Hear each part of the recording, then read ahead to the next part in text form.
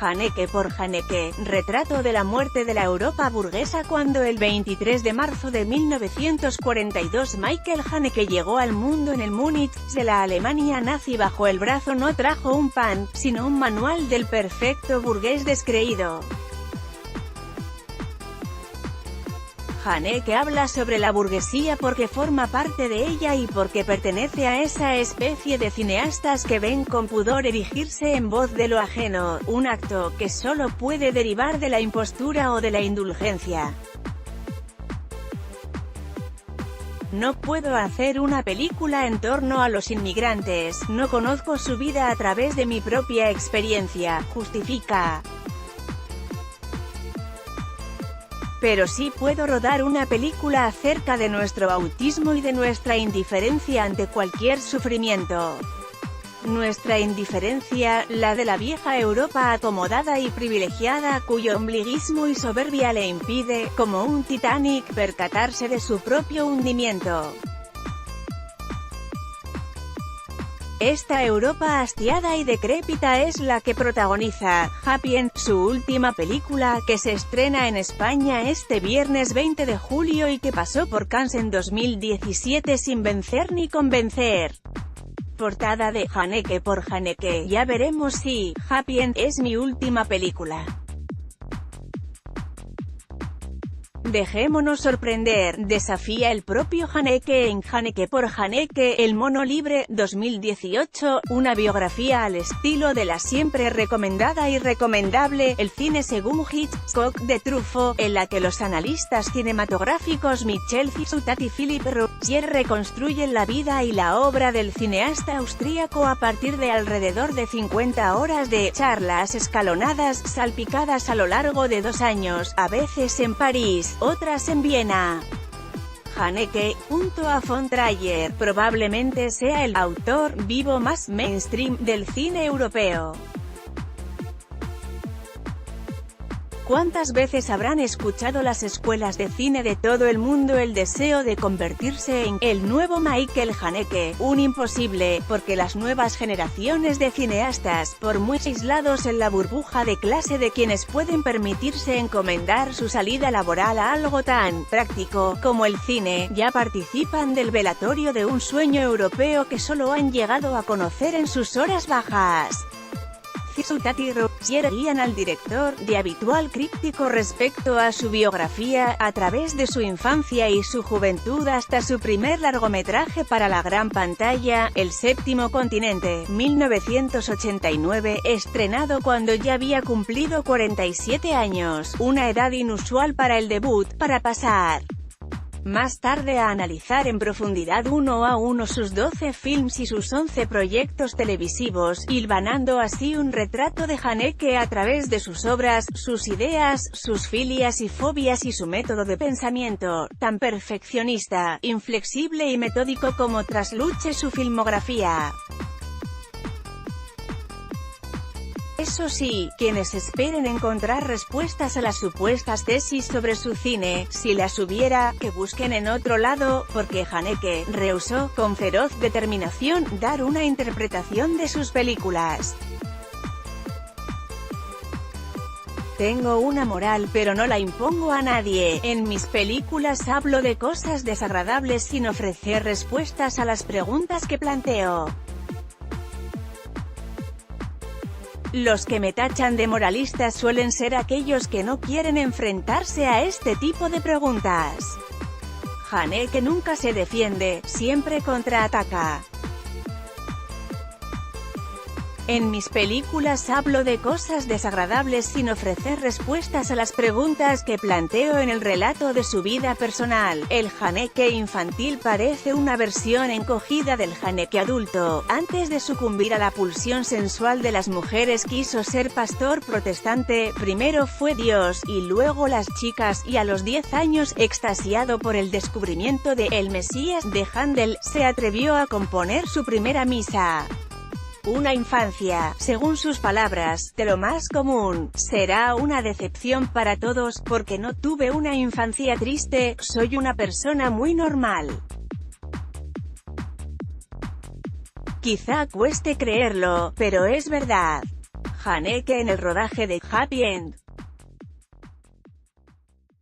Su padre fue el actor germano Fritz Haneke y su madre la actriz austríaca Beatrix von der Gensil, aunque su tía materna fue quien se encargó de cuidarlo hasta la mayoría de edad. Al acabar la guerra, mi padre, que era alemán, regresó directamente a su país y no volvió a Austria. Mi madre se casó de nuevo con un compositor judío, Alexander Steinbrecher, que se fue a Inglaterra huyendo del nazismo y se convirtió en Kapellmeister, o sea director musical, del Burgtheater Clara Haneke. A su madre la visitaba muy a menudo en Viena hasta que, después de desmayarse 2 veces en los escenarios, no pudo seguir actuando y debió retirarse con 40 y pocos años. Siempre estaba tumbada, en la semioscuridad, perdida entre el humo de los cigarrillos. Al acabar la guerra, mi padre, que era alemán, regresó directamente a su país y no volvió a Austria. Crecí en casa de la hermana de mi madre, en el campo, en una finca muy grande. Estaba en Wiener Neustadt, una pequeña ciudad a 50 kilómetros al sur de Viena, donde situé la acción de la película Lemmings. Añade al respecto de una juventud, aunque sin figura paterna, bucólica e intelectual. La finca familiar estaba en medio del campo, pero también teníamos una casa en la ciudad vecina, Wiener Neustadt, donde crecí y fui al colegio. De adolescente, me sentía frustrado viviendo en el campo porque no había nada que hacer. Sin embargo, nunca me aburrí, siempre leía, escuchaba música. También practicó esgrima y esquí, mientras que admite que no frecuentó el cine de autor hasta bien entrada la universidad. Haneke se retrata como un culo inquieto de la intelectualidad que probó suerte en el arte dramático, en la filosofía, en la poesía y en la música, pero que hubo de ponerse a trabajar de verdad cuando su primera mujer se quedó embarazada con poco más de 20 años. Cuando salí de la universidad me había casado y esperábamos un hijo. Empecé como obrero en una fábrica, luego arreglé calefacciones y más tarde fui cajero en correos. A la vez también trabajaba para la radio y la prensa. Fue, sin embargo, su trabajo en la cadena de televisión Südwestfunk de Baden-Baden a finales de los 60 el que le abrió las puertas de su carrera como cineasta. Cuando salí de la universidad me había casado y esperábamos un hijo, así que empecé como obrero en una fábrica en el cine de Haneke. Se transparenta su pasado como director de escena y realizador televisivo. Los paneos en su puesta en escena, los repartos corales, el exquisito cuidado de la escenografía, entre naturalista y teatral. Su firma se entrevé también en la imposibilidad de los personajes de expresar sus sentimientos, la insistencia en objetos cotidianos, la fascinación por las imágenes fijas o animadas, el valor de la elipsis y del fuera de campo, y la inusual atención que presta a la banda sonora. Y también el humor negro e intelectual. Haneke por Haneke desvela episodios de la vida del director tan peculiares como su relación con Ulrike Meinhof, fundadora de la Baader-Meinhof, con quien coincidió en su etapa televisiva. Era brillantísima, expresaba cómodamente sus opiniones sin dejar de ser encantadora, con mucho humor y riéndose de sí misma. La veíamos a menudo durante el periodo en que preparaba un guión en torno a unas chicas en un reformatorio. Se implicó mucho para apoyarlas, intentó ayudarlas e incluso acogió a varias en su casa, pero se radicalizaba cada vez más.